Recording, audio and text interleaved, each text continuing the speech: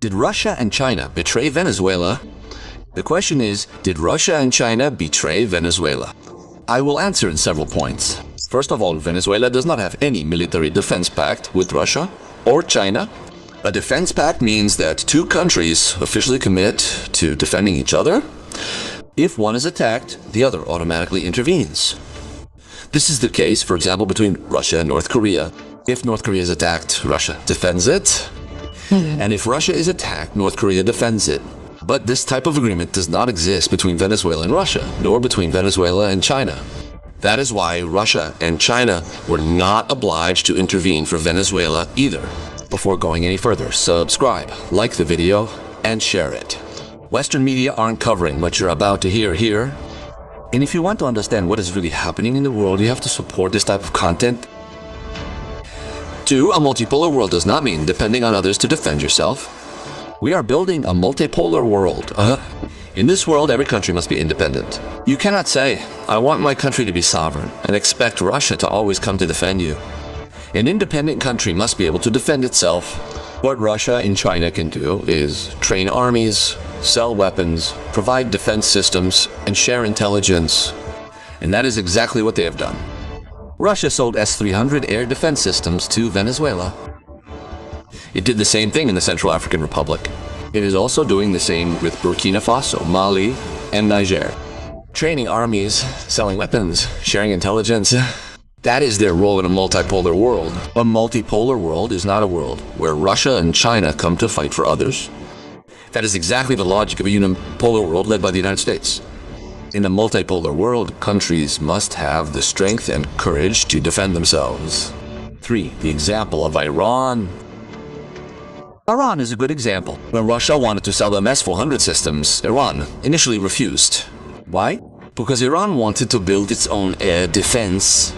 Iran said, if we depend on others to defend us, we will never be truly sovereign.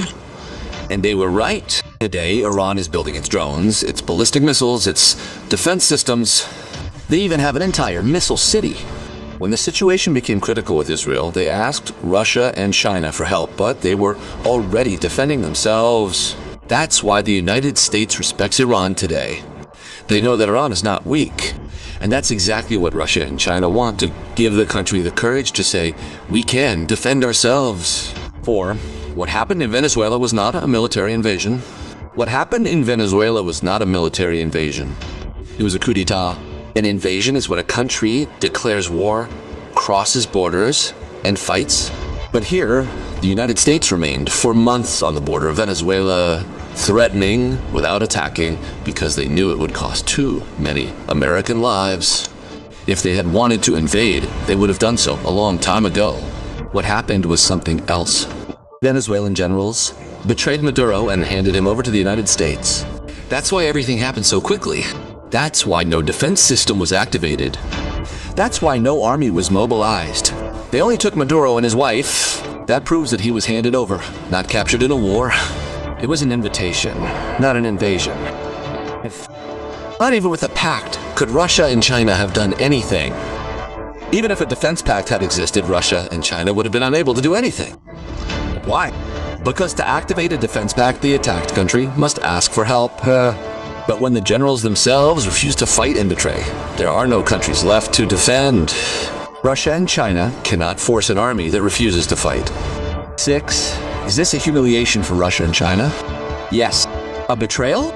No. Yes. It is a humiliation for Russia and China, just as the defeat of Ukraine would be a humiliation for NATO. It had publicly committed itself to Venezuela. They had sent support, even a Russian submarine. When Venezuela fell, they took the political hit. But it is not a betrayal. You cannot defend a country whose army surrenders.